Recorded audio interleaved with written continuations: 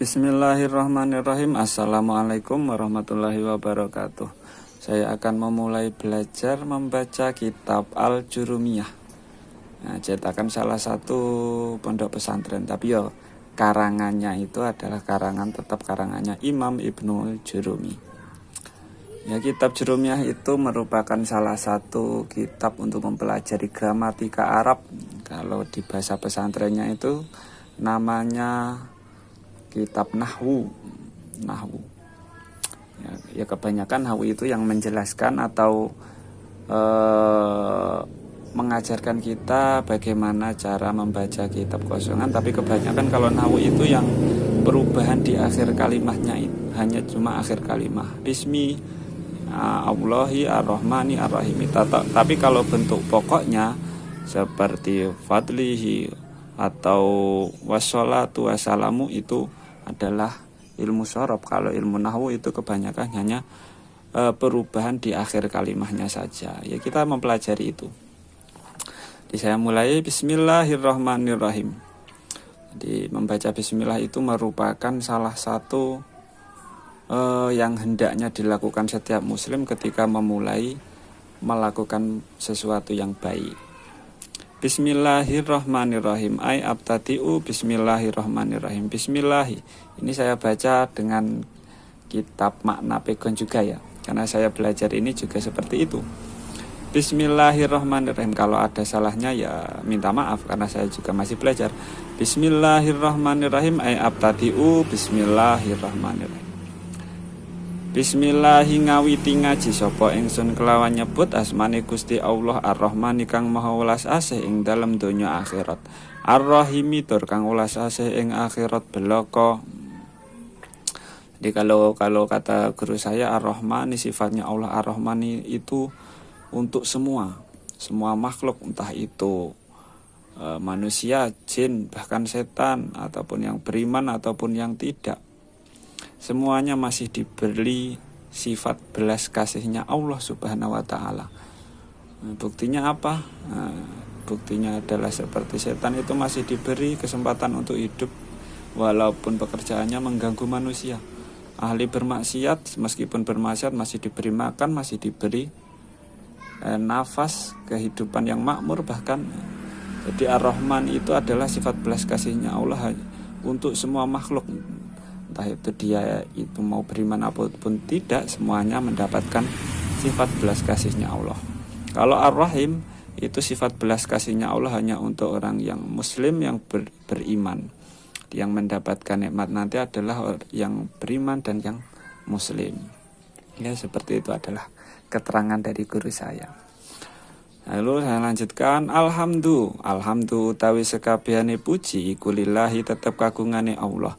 Alladzi kang rafa'a kang ngluhurake sapa alladzi ahla taatihi ing ahli taate alladzi ngluhurake bi fadlihi kelawan kanugrahane alladzi itu Allah.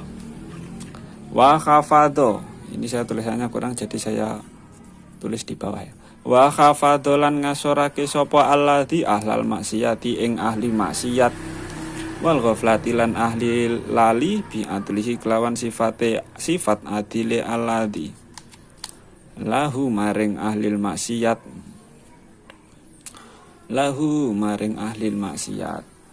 Jadi segala puji bagi Allah yang mengangkat derajatnya orang ahli taat, maksudnya orang yang ahli beribadah dengan anugerahnya. Allah itu mengangkat derajatnya, maksudnya seperti memberi pahala ataupun memasukkan seseorang di surganya. Itu dengan sifat fadl, sifat keadilannya Gusti Allah. Bukan semata-mata karena ibadah kita. Kita beribadah semisal sholat, terus akhirnya meninggal, mati masuk surga.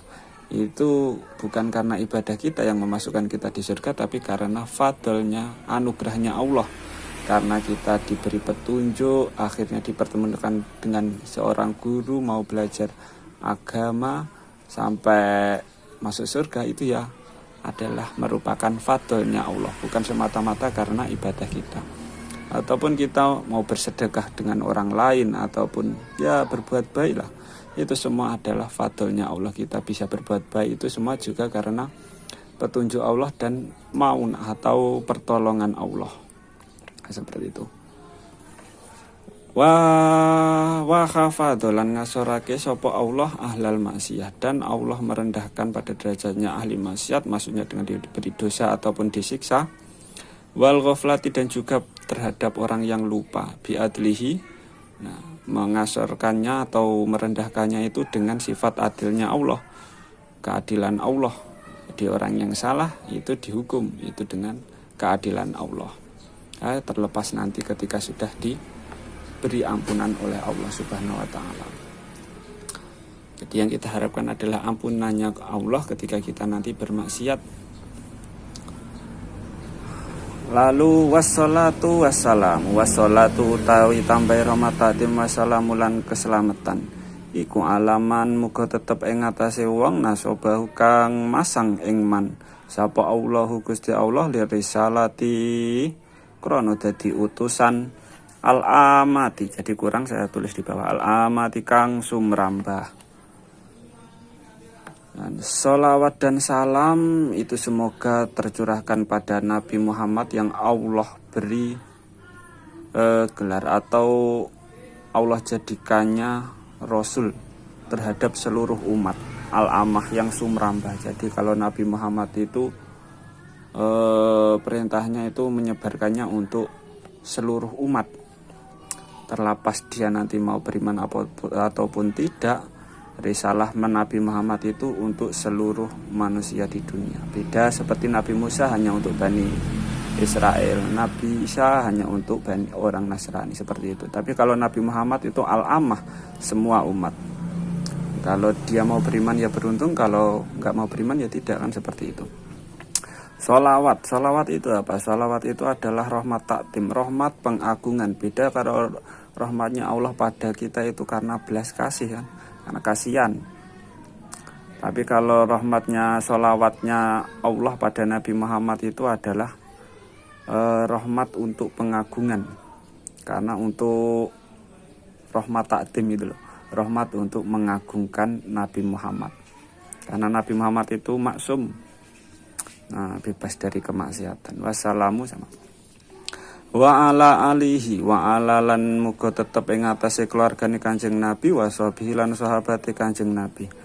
Rupane alladzina wong tabi'uhu kang manut sapa alladzin hisban ing dalem tingkah perang, wassalamanan ing dalem tingkah selamat atau tidak dalam keadaan perang.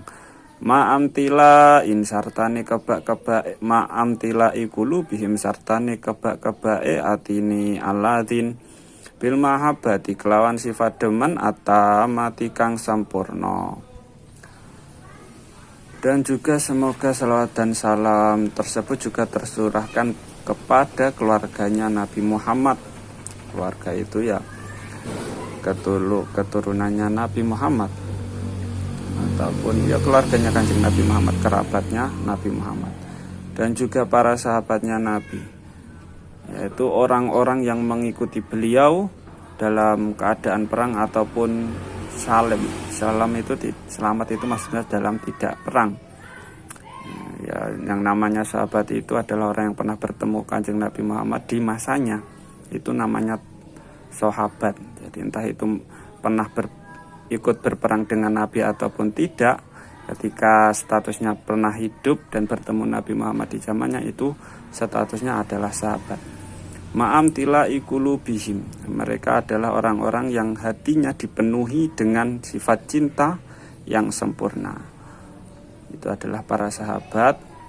Semoga juga mendapatkan keselamatan. Amma ba'du. Alhamdulillah. Terus kita mulai masuk pada bab pembahasan, dilanjutkan di konten berikutnya. Tetap ikuti dan stay. Al-kalamu huwal lafdul murakabul mufidu bilwati. Tetap ikuti channel ini. Nah, untuk selanjutnya kita lanjutkan di konten berikutnya ya. Assalamualaikum warahmatullahi wabarakatuh.